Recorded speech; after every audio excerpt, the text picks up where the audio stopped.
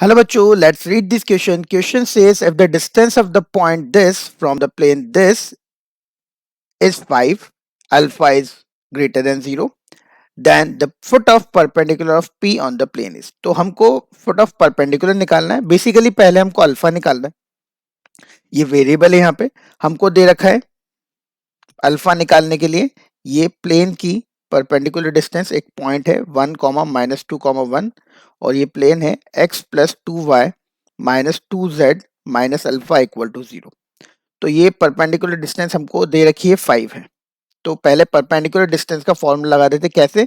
Point को plane में put कर दो तो 1 -4 -2 minus alpha divided by under root of a square plus B square plus C square will be equal to 5.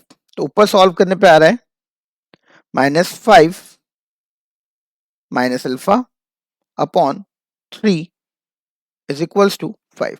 अब हमको बोल रखा है अल्फा पॉजिटिव है तो ऊपर की पूरी क्वांटिटी नेगेटिव है. देखो -5 और माइनस अल्फा नेगेटिव हो गया तो मॉड उसको पॉजिटिव बना देगा. 5 plus alpha upon 3 is equal to 5. तो अल्फा की वैल्यू हमारे पास आ गई यहाँ से 10.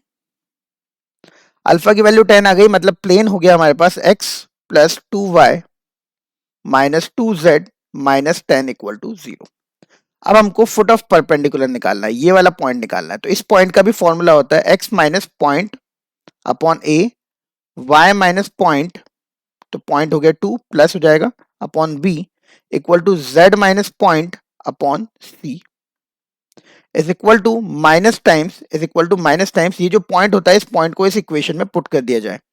तो इस पॉइंट को इस इक्वेशन में पुट कर दिया जाएगा तो 1 -4 -2 -10 divided by a square plus B square plus C square. तो ये फुट ऑफ परपेंडिकुलर का फॉर्मूला है. Foot of perpendicular. तो देखिए क्या आ रहा है इसको सॉल्व करने पे. x minus 1 upon 1 equal to Y plus 2 upon 2 equal to z minus 1 upon minus 2 equal to. ये कैलकुलेट कीजिए तो ये हो गया माइनस माइनस प्लस 15 अपॉन 6. ठीक है. चलिए x की वैल्यू कितनी आएगी. x को इसके इक्वल करेंगे अगर हम लोग तो x की वैल्यू आ जाएगी हमारे पास 15 माइनस 6 दैट इज. देखिए एक मिनट. अच्छा 6 नहीं, ये 9 है ना.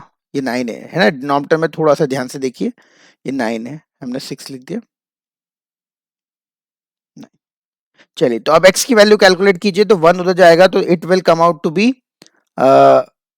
15 प्लस 9 अपॉन 9 24 अपॉन 9 मतलब 8 अपॉन 3. y की वैल्यू 2 उधर जाएगा 30 बाय 9 माइनस 18 तो दैट विल बी 4 बाय 3. और फिर z की वैल्यू माइनस 2 उधर जाएगा माइनस 30 बाय 9 और प्लस 1 तो माइनस 7 बाय 3. ठीक है. तो ये अपन ने इसकी x, y और z की वैल्यू कैलकुलेट कर ली. आप लोग देख सकते हैं ऑप्शन नंबर ए बिल्कुल करेक्ट है. आई होप आपको समझ आया होगा. Thank you very much.